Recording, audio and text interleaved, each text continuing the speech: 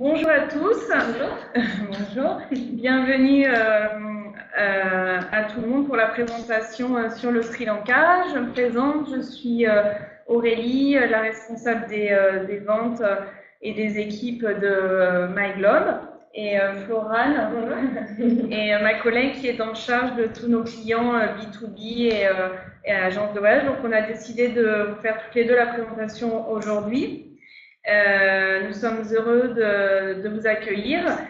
Certains d'entre vous nous connaissent, je pense, parce qu'on a vu quelques noms déjà que l'on connaissait. D'autres font partie des agences avec lesquelles on a toujours rêvé de travailler, donc espérons à une prochaine collaboration et puis aux nouvelles enchantées. Nous avons décidé de vous présenter Sri Lanka sous forme de 10 tips pour mieux vendre la destination.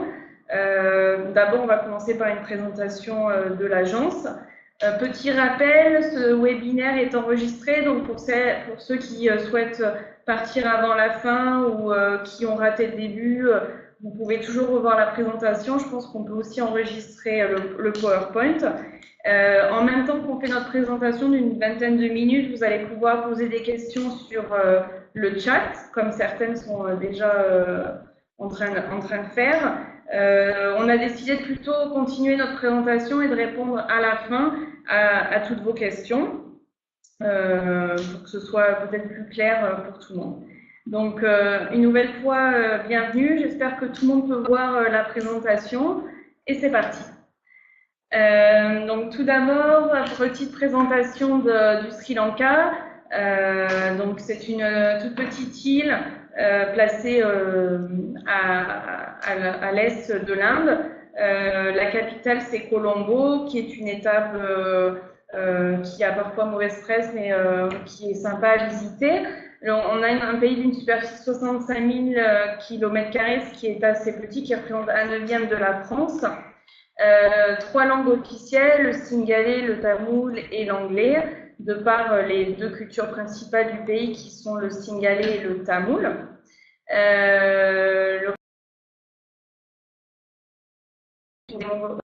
C'est un pays de 21 millions d'habitants avec 4 religions principales, le bouddhisme majoritaire, l'hindouisme, l'islam et le christianisme.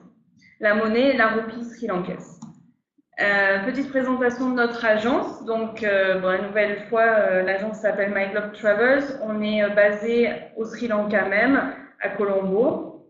C'est une agence qui a été créée par Catherine, une Française, une Bretonne, en 2012. Donc, l'agence est encore relativement jeune, mais avec un dynamisme important et un grandissement. Nous proposons principalement des circuits sur mesure, donc on s'adapte à tous nos clients, tout type de demande. Par contre, on ne s'occupe pas des vols internationaux.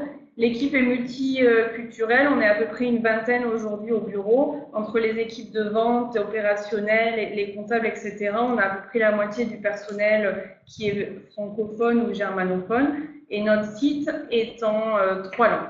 Voilà, ça peut aider si parmi vous il y a des agences internationales. Ok, donc au niveau de notre clientèle, donc on fait principalement de la clientèle francophone et germanophone. On a commencé à développer la clientèle anglophone et on fait également d'autres types de clientèle. On est en train de développer la clientèle italienne et d'autres types de clientèle, des clients chinois, japonais. Et en fait, on vous a présenté donc, sur une année combien de voyageurs de chaque langage a voyagé avec nous. Donc, environ 1000 clients francophones sur un an, 630 germanophones. Donc ça peut être d'Autriche, de Belgique, de Suisse, de Luxembourg également. 100 voyageurs anglophones et 70 voyageurs, autres voyageurs d'autres pays du monde entier. Et donc aujourd'hui, depuis la création de notre agence MyGlobe, on a plus de 4000 personnes qui ont voyagé avec nous depuis notre création. Et après, vous pouvez voir leurs avis sur l'agence sur plusieurs types de forums. sur l'Eurotar, TripAdvisor, Lonely Planet. Et on a aussi voilà, des avis certifiés, comme on peut trouver maintenant avec Ecomi, Google et Facebook. Voilà, plus on a d'avis, plus la médaille qu'on reçoit est importante et plus on est bien classé aussi sur Google, par exemple. Alors, avant de rentrer dans le sujet principal éditif, on voulait faire un petit aparté sur un concept que l'on a de voyage responsable. Bien sûr, c'est pas ce qu'on fait toujours, mais on a une certaine attache à proposer des voyages responsables par le biais, donc on a fait un peu concis, soit d'hébergement, donc des écologes, mais à proprement parler, c'est-à-dire lié à l'environnement, qui fait travailler les habitants des villages, voilà, différentes thématiques, par le biais de séjours chez l'habitant, qu'on développe de plus en plus, mais avec toujours une attache à ce que ce soit honnête et sincère. Puis par aussi le biais d'activités. On a déjà accueilli certains groupes qui ont fait des voyages participatifs. On participe, on est proche aussi de certaines associations locales. Donc, c'est pas quelque chose qu'on va proposer pour tous nos clients, mais on a cette sensibilité pour répondre à des demandes d'agences qui sont spécialisées dans ce domaine-là. Voilà, donc on est proche de certaines associations ou soutien d'associations locales qui fait qu'on peut proposer ce type de produit régulièrement. Donc, pour rentrer dans le vif du sujet, donc voici les 10 tips, donc tips, conseils que l'on aimerait mettre en avant pour vendre la destination Sri Lanka. Ce sont des conseils un peu voilà, faciles, de choses qui sont facilement partageables avec les clients. Donc, tout d'abord, le fait que le Sri Lanka est une destination qui est facile d'accès. Par le biais de compagnies, alors soit du Golfe, souvent bien réputées pour leur rapport qualité-prix, donc Etihad, Emirates, voilà, la liste est longue et c'est ce qui fait aussi qu'il y a des tarifs très attractifs, donc on commence sur des tarifs à 400 € en basse saison, je pense par un pied de voilà, cette grande concurrence, et des compagnies européennes ou indiennes, on les a classées ensemble pour l'avantage qu'elles ont de proposer des vols longs suivi d'un vol court. Donc, soit pour rejoindre Amsterdam, par exemple, pour KLM, ou pour rejoindre l'Inde, puis ensuite un vol court pour Sri Lanka. L'avantage, c'est que du coup, on a un long vol puis un court. Malheureusement, il n'y a plus de vol direct depuis Paris. Et donc, il faut compter à peu près entre 12 et 15 heures de vol selon l'escale. Par contre, on en reparlera plus tard, mais on travaille aussi sur les Maldives. Les Maldives, on a un vol direct depuis Paris. Donc ça, c'est aussi un avantage.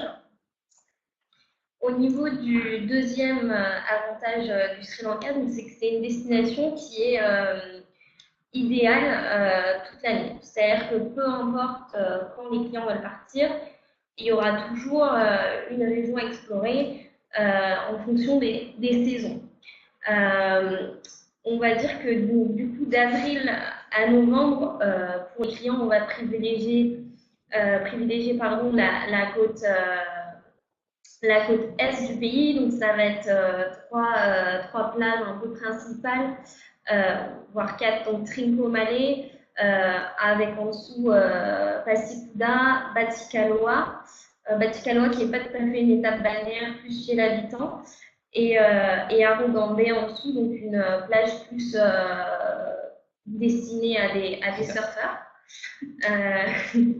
Ensuite, pour des clients qui voyagent de décembre à mars, on va privilégier plus la côte sud et la côte ouest du pays. Donc ça va être la côte sud, ça va être Mirissa, Polena, la côte ouest, Ikadua, Unawatuna.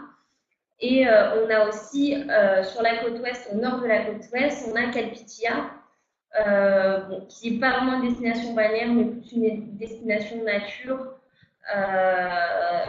intéressante à voir et un peu hors des sentiers battus aussi, parce que pas beaucoup de clients y vont.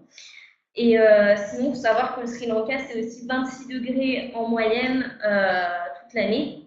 Donc, au final, voilà, on peut vraiment bien profiter. Voilà. On est en short toute l'année.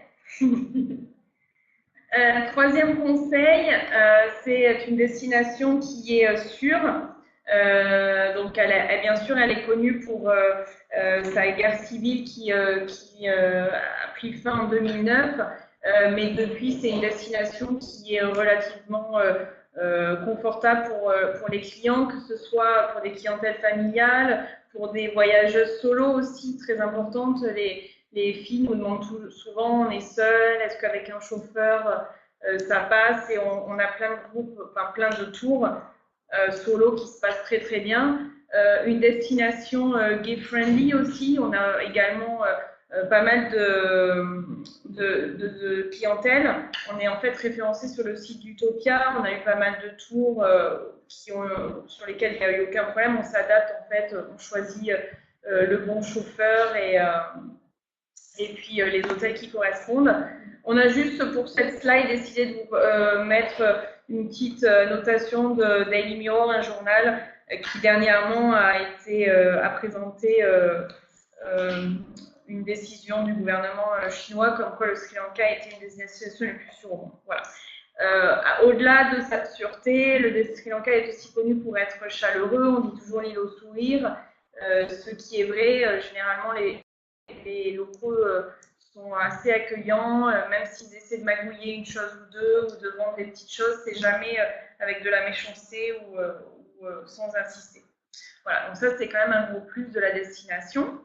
Quatrième.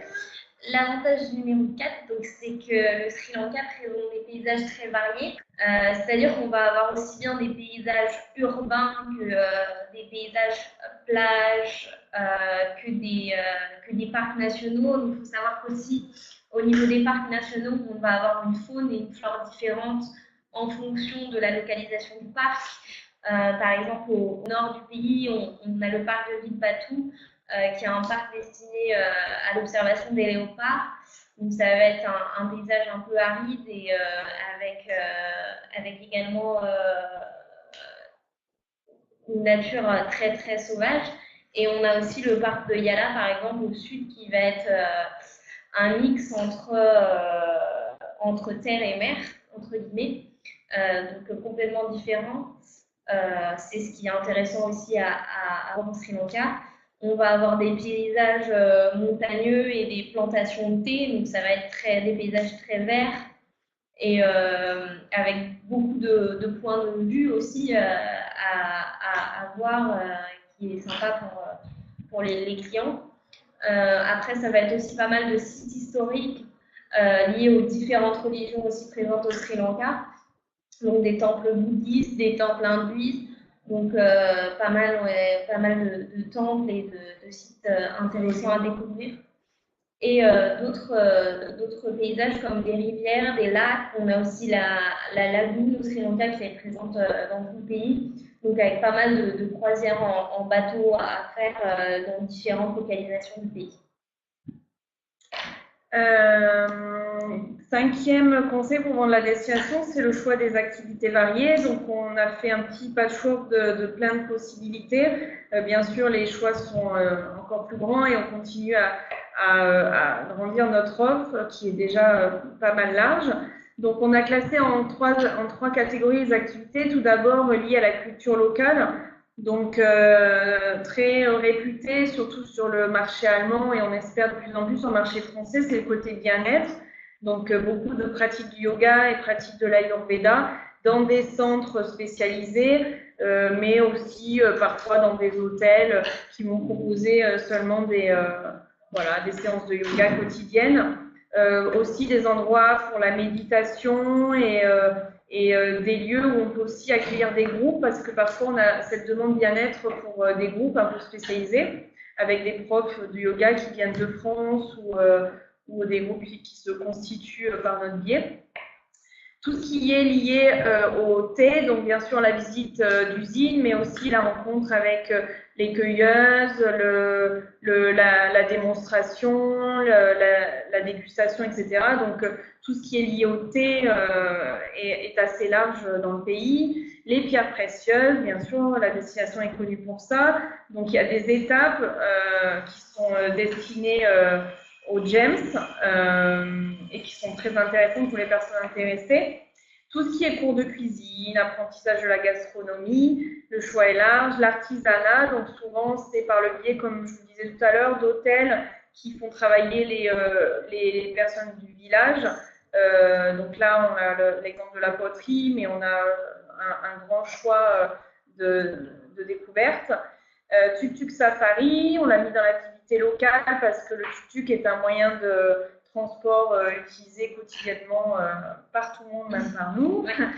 Et donc, on en profite pour voilà, proposer à des familles. On le fait dans différents endroits du Sri Lanka. Et enfin, la pêche, parce que même si souvent on sait que les pêcheurs sur Echas, on se demande si c'est vrai ou pas, la pêche est présente sur toute l'île, que ce soit en bateau, sur Echas ou au filet, et on est au contact de ces personnes constamment.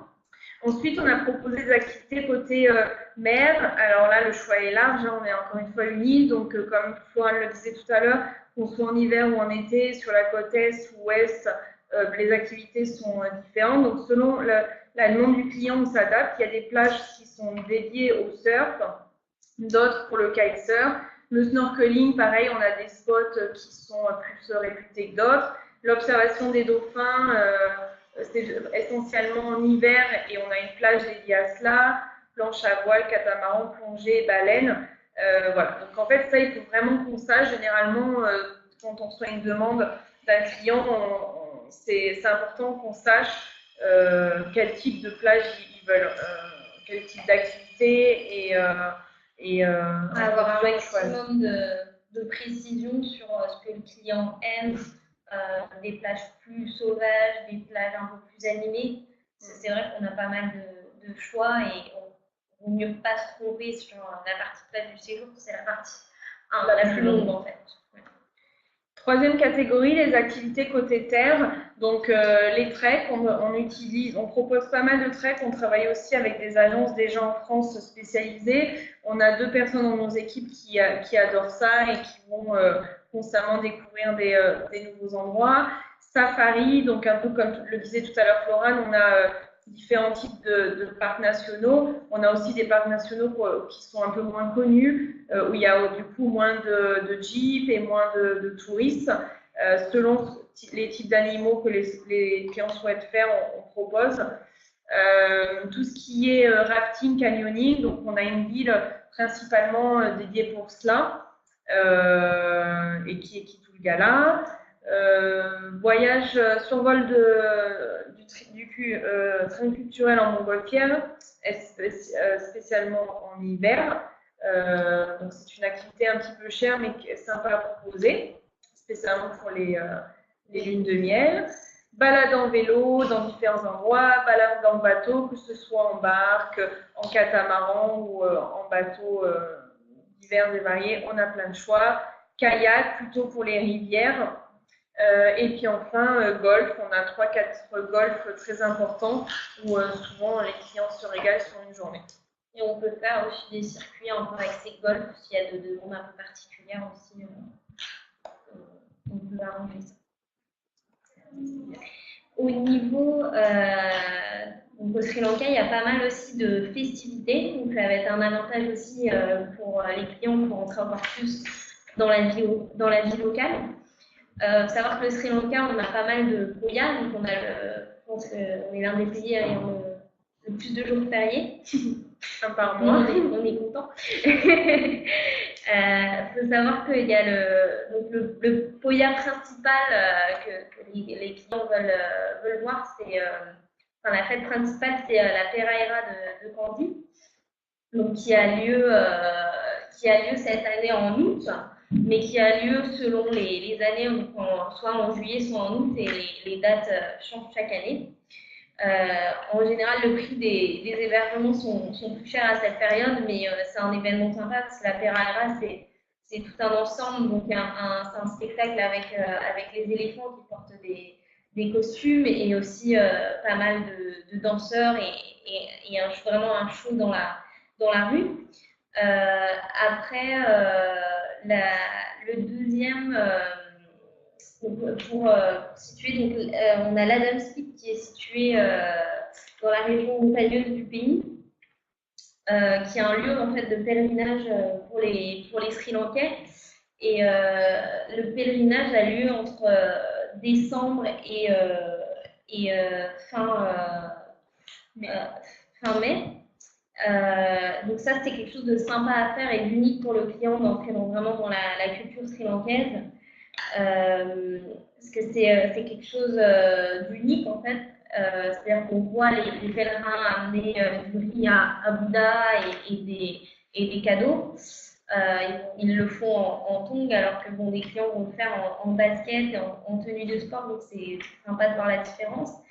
Et après, c'est aussi une étape qu'on peut faire même pas en période de pèlerinage, mais hors période de pèlerinage, donc de mai à décembre. Et donc, ça va être par contre moins animé. Il faut aller avec les lampes frontales. Mais ça reste une étape un peu très intéressante et sportive pour vraiment les clients accès un peu plus sportif.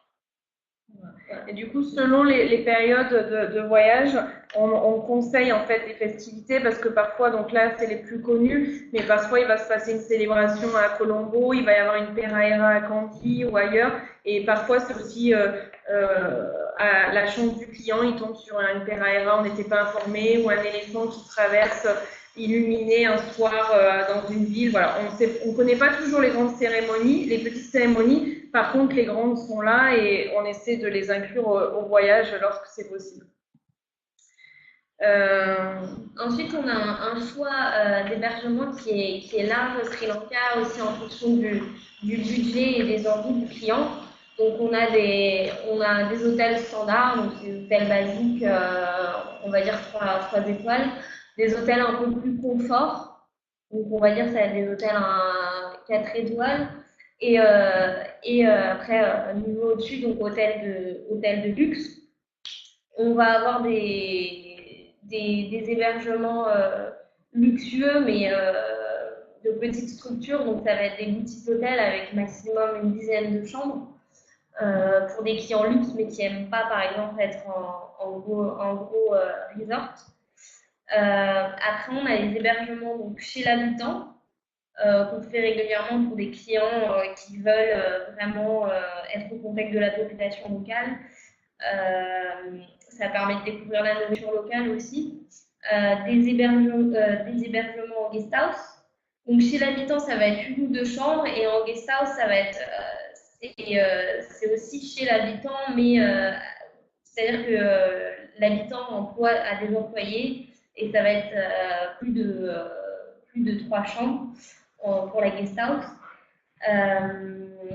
Après, on a pas mal d'écologes au Sri Lanka dans toutes les localisations du pays. Donc, ça va être des cabanes dans les arbres, souvent des cabanes dans les arbres. Et c'est très sympa, mais c'est aussi, c'est pas donné non plus en termes d'hébergement. Après, on peut être amené aussi à faire des tours que en écologe pour les clients. C'est un des thèmes qui est quelquefois demandé. Et le dernier hébergement, c'est les tentes et les camps. Donc, ça va être au niveau des parcs nationaux, pas mal. Donc, c'est aussi l'occasion, par exemple, si le client voyage en famille, de découvrir un nouveau type d'hébergement qui peut être sympa pour les enfants. Et ça peut changer du reste des hébergements. Donc, c'est vrai que c'est facile pour nous aussi de faire des tours variés en termes d'hébergement, de ne pas rester sur qu'un type d'hébergement. Ça permet aux clients de voir différentes facettes aussi. 8e conseil, le Sri Lanka est une destination famille, de par tout d'abord des hôtels qui proposent des chambres familiales de 4 ou 5 personnes. Donc ça, c'est une chose qu'il faut qu'on sache dès la demande, mais à laquelle on peut répondre. Des hébergements originaux, on en a cité 2, Kumbuk River pour sa grande structure en forme d'éléphant qui est absolument unique, Sarai Village qui est un écologe avec des cabanes dans les arbres, des mud houses, mais surtout plein d'activités qui sont originales. C'est pas seulement un hébergement pour y passer la nuit, mais il y a tout l'à côté. Des activités fun, bon, on en a cité seulement 4, mais bien sûr, ça c'est quelque chose de facile. Tout à l'heure, on parlait du tuk-tuk safari, mais on peut aussi proposer des ateliers manuels, comme de la peinture sur masque, des balades en vélo, on en a plusieurs. L'expérience avec les éléphants, donc on n'est pas pro Pinawela, l'orphelinat, pour ceux qui le connaissent.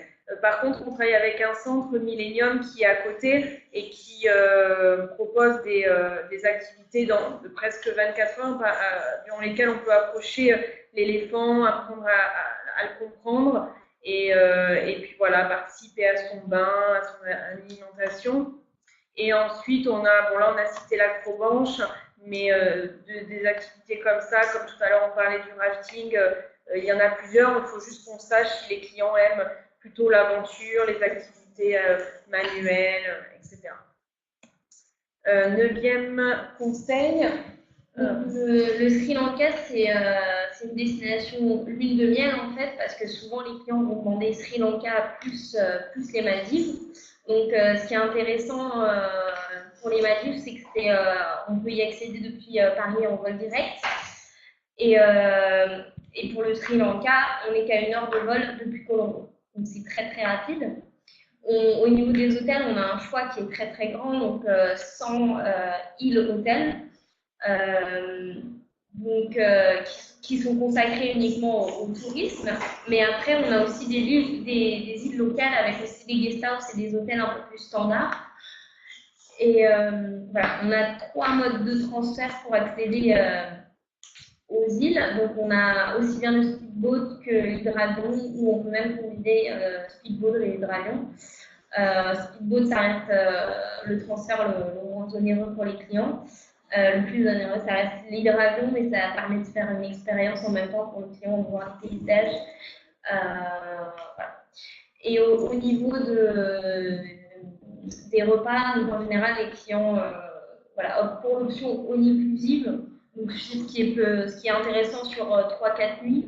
Après, je dirais, si on passe sur du 7 ou plus, il vaut mieux peut-être prendre juste de la portion complète. Parce que je pense qu'après, on a un peu. Pour les Maldives, on travaille avec un bureau sur place. Donc, c'est pas nous directement, mais c'est notre partenaire principal. Voilà, on travaille avec lui au quotidien et ça se passe très bien. On a des tarifs, on a de plus en plus de gens qui réservent, donc c'est la preuve qu'on a un très bon rapport qualité-prix parce que souvent les clients sur cette destination, ils comparent avec forcément les offres en ligne directe et on arrive à bien convertir, donc c'est voilà, une garantie de notre partenaire. Aussi, qu'est-ce que je veux dire sur les mails? Je me rappelle. Bon, c'est pas un petit peu sur les Maldives. En tout cas, voilà, c'est une destination qu'on peut combiner avec le Sri Lanka si vous nous le demandez. 9e tips, c'est le plein d'itinéraires possibles à des prix attractifs.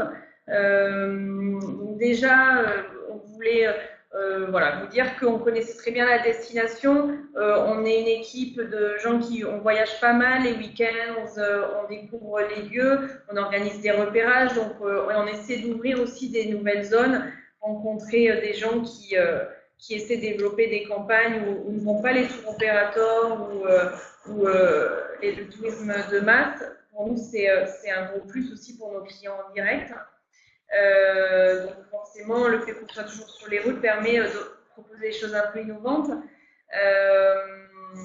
Pour le B2B, puisque là, ça s'adresse à vous principalement, on garantit une réponse dans les 24 heures, le temps de monter un programme et le budgéter. Donc, on travaille en priorité sur les agences que sont nos clients directs, même si eux n'attendent pas non plus trop longtemps. On pratique aussi des marges réduites de moitié par rapport à nos clients directs. Ça arrive qu'on ait des clients qui nous interrogent et qui ont aussi interrogé l'agence en B2B. Donc, on voit en fait en fonction. Si on a reçu la demande en avant et qu'elle a déjà été traitée, on la traite 2 fois. Sinon, on travaille en toute transparence avec le client en lui disant voilà, vous êtes avec l'agence, on préfère travailler. Dans tous les cas, pour nous, c'est un dossier qu'on préfère convertir avec une agence pour en avoir d'autres derrière. Mais voilà, quand ça arrive, on vous prévient. En basse saison, par rapport au fait qu'on présente ce tips comme des prix attractifs, c'est les basses saisons sur lesquelles on a des prix qui sont quand même réduits jusqu'à 30% dans les hôtels. Aussi, nous, le côté transport, notre tarif est réduit. Voilà, les basses saisons, c'est avril, juin, septembre à novembre, ce qui n'empêche pas de faire du balnéaire et d'éviter les pluies, parce que de toute manière, même en haute saison, on est sur une île, c'est tropical et il va pleuvoir. Par contre, on bénéficie de meilleurs tarifs. Et l'avantage aussi de la basse saison, c'est qu'au final, sur les sites, tous les sites touristiques, les clients vont être ils vont pas être dérangés par la masse de touristes, parce qu'au final, on est plus tranquille à cette période pour faire justement le training culturel, quand on dit toutes les étapes vraiment culturelles, les temples. Et aussi, dans les safaris, on va avoir moins de jeeps. En haute saison, on peut être jusqu'à 30-40 jeeps. En basse saison, on va peut-être 10 jeeps dans le parc. Donc, ça peut être aussi un avantage à évoquer aux clients, le prix et le fait qu'il y ait moins de touristes. Et puis ensuite, pour finir sur ce conseil, c'est aussi le grand choix de programmes qu'on peut proposer si des gens veulent des thématiques particulières. Donc là, j'ai cité chez l'habitant, trek, organique. On a aussi le bien-être parce qu'on propose des itinéraires liés au yoga, à l'ayurveda. Culinaire, on a parfois des gens qui font que des découvertes culinaires, mais tout en combinant bien sûr avec un peu de culture. Architecturale, on a un grand architecte très connu, Bawa, qui a dessiné des hôtels et des lieux, donc ça permet de faire des découvertes. Sans rentrer en détail par rapport à ce dernier conseil, on vous a placé 3 idées d'itinéraire avec les tarifs, donc pour montrer qu'on peut avoir des tarifs attractifs.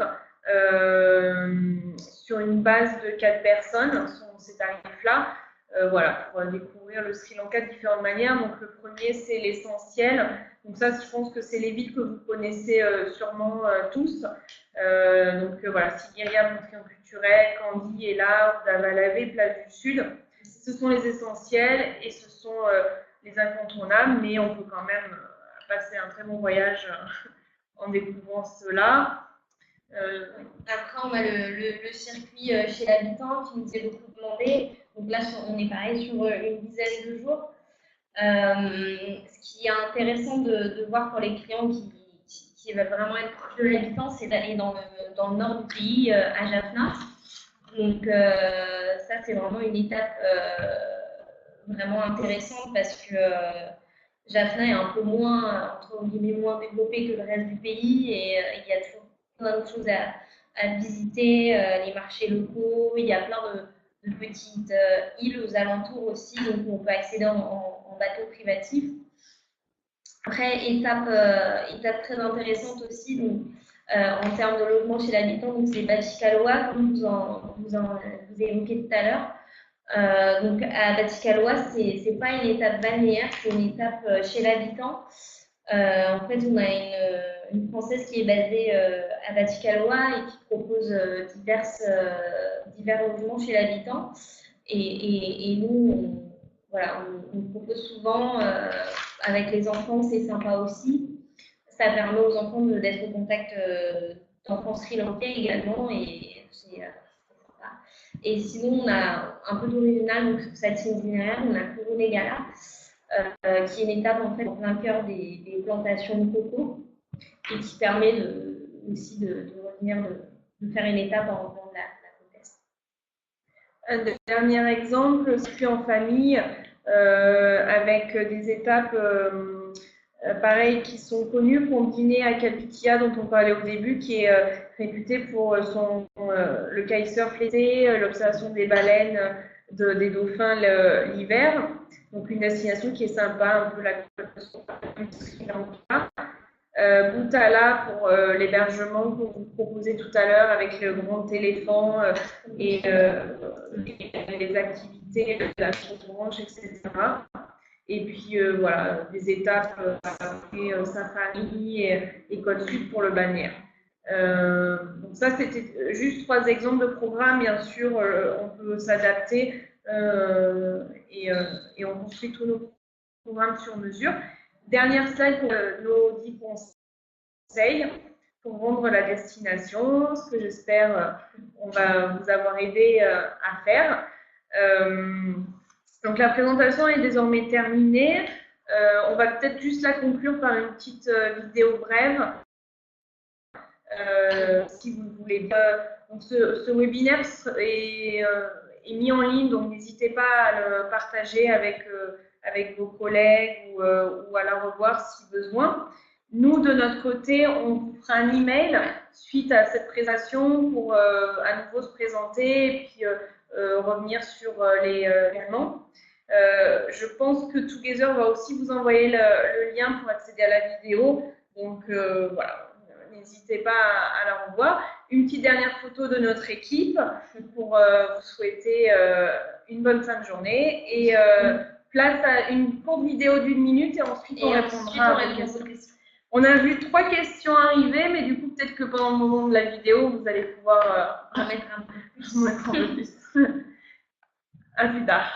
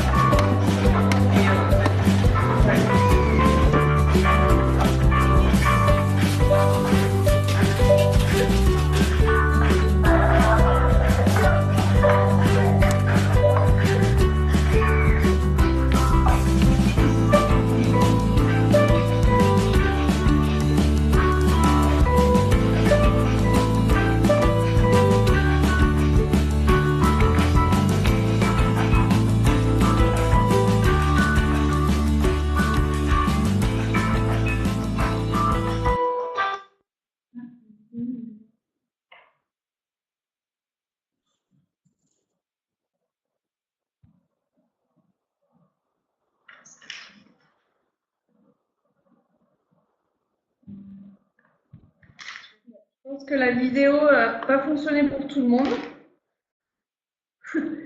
Nous, on l'a regardé, on pensait que ça fonctionnait. Bon, j'espère que c'est pas très grave. C'est une vidéo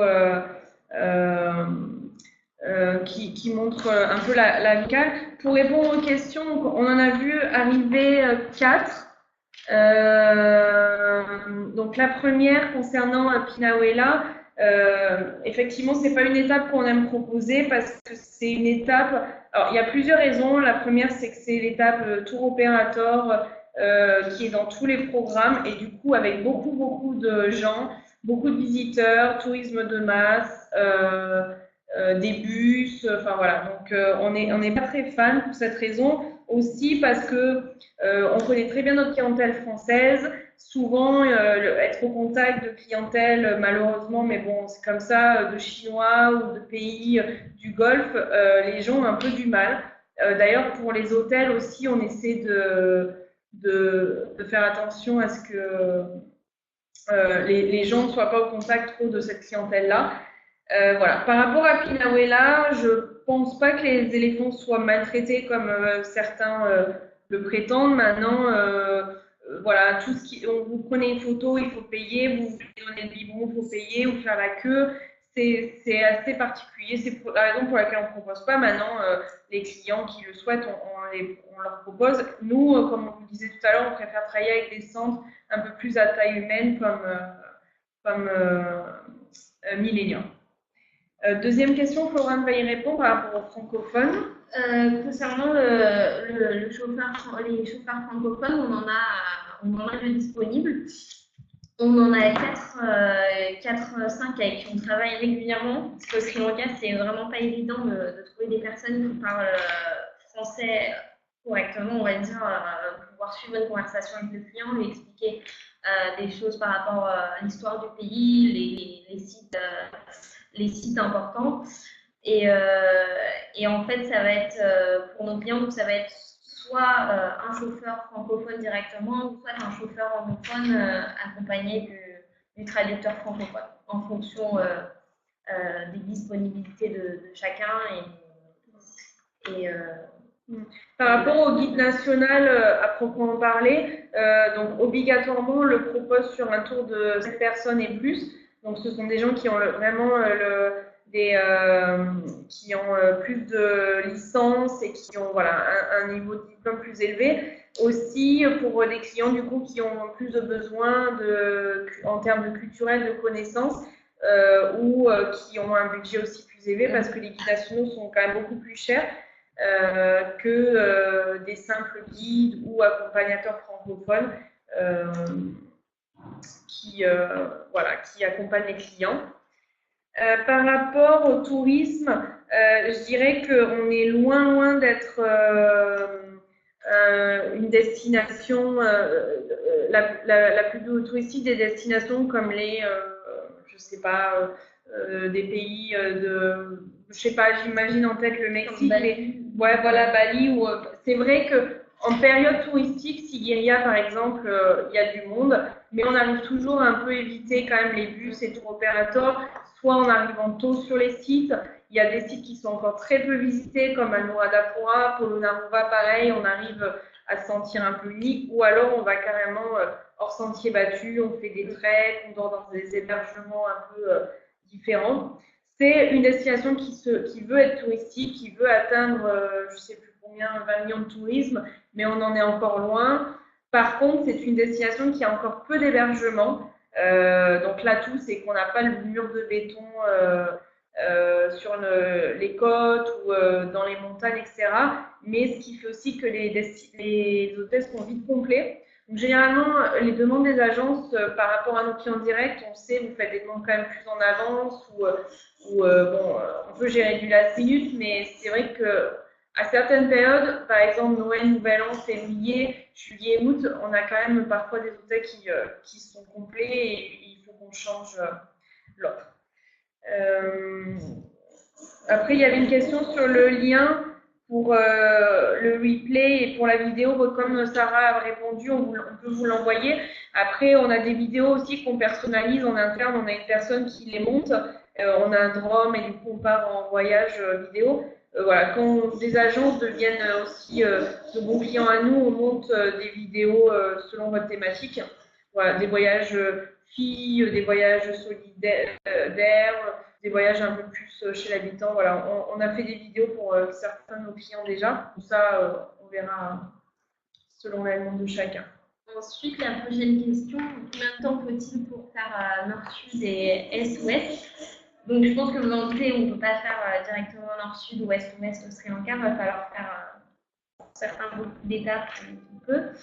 Il faut savoir juste, petite parenthèse, au Sri Lanka, les distances sont courtes, mais pour atteindre les différentes destinations, on va mettre du temps parce qu'on ne roule pas à plus de 60 km/h en moyenne. Donc, ce qui fait qu'au final, les courtes distances vont être très longues. Pour le nord au sud, non, mais en fait, nord au sud, on le fera pas, on fera des arrêts d'entrée culturelle. Par contre, on a aussi, par exemple, les gens qui veulent aller à Jaffna, on peut prendre le train depuis Colombo. C'est une jolie ligne, la gare a été inaugurée l'année dernière. Il y a 6 heures de train. En voiture, on le fera pas, on fera un arrêt à Sigiriya et puis après, on fera 4 heures de route. Ou alors, après, on a des avions internes. Donc, on a des transferts en hydravion, ça coûte environ $250 par personne, mais ce sont des vols qui relient la Colombo à un peu toutes les régions du Sri Lanka. Mais non, on ne fera pas en une fois le trajet. Les temps de route qu'on propose les plus longs dans une journée, c'est 4 heures en voiture. Parfois, ça dépasse un peu s'il y a le train. Par exemple, le train dans les montagnes qui est très réputé, on met 3 heures, puis après, on peut peut-être rouler 1 heure ou 2 pour rejoindre son hôtel, mais pas plus. Et pour de l'est à l'ouest, pareil, on ne va pas le faire directement. On va faire, si on est sur les plages de l'est, on va faire soit une étape à Kuru-Negala, puis la route, soit une étape à Anuradhapura dans le nord du triangle culturel, ou alors Sigiriya dans le triangle culturel. Mais pareil, on ne peut pas faire directement, à moins qu'on prend un vol interne aux environs de Batticaloa jusqu'à Colombo. Ça, on peut faire ce genre de par rapport au temps d'avance pour réserver le voyage, c'est pas tant le fait de réserver en avance qui va nous faire avoir des bons tarifs, c'est plutôt les saisons. Donc avril, mai, juin, on a des tarifs basse saison, tout comme septembre, octobre, novembre. À la fois dans les hôtels, donc comme on le présentait tout à l'heure, on est à peu près à 30% moins cher sur ces périodes-là. Et puis on est aussi en dehors de festivals comme celui de Candy dont on parlait tout à l'heure ou des périodes un peu de pèlerinage qui sont réputées, on va avoir forcément des tarifs plus hauts. Voilà, le fait de réserver en avance ne fera pas baisser forcément le tarif du voyage. Pour l'aérien, par contre, nous, on ne gère pas. Donc là-dessus, on n'a pas trop la main. Et par contre, le fait de réserver en avance, ça permet d'avoir tous les hébergements que le client souhaite. Parce que sinon, si on réserve pour la période de janvier, février, mars, ou même décembre, 2 mois à l'avance, on n'est pas sûr d'avoir tout ce que le client souhaite. Et il faut savoir qu'au Sri Lanka, c'est difficile de poser des options aussi. C'est très court, ça va être environ 24 heures. Donc, sachant qu'on propose beaucoup d'hébergements, beaucoup de petites structures, c'est mieux de réserver à l'avance, bien à l'avance, pour des périodes de haute saison. C'était notre dernière question. Est-ce qu'il y a d'autres questions? Je pense qu'on est sur un temps déjà un peu long de présentation, mais on est ravis de voir que presque tout le monde est resté connecté. Du coup, à nouveau, Together, tout comme nous en direct, je pense que vous allez recevoir un mail de notre part, donc n'hésitez pas. J'espère que ceux avec qui on travaille déjà vont continuer.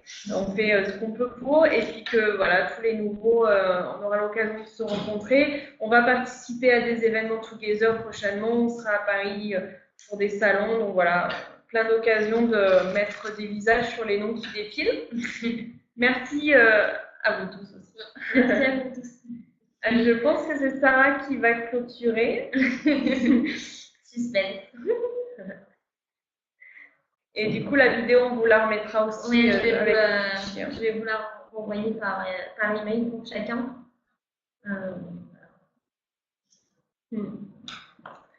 Et bon match ce soir pour les supporters de l'équipe.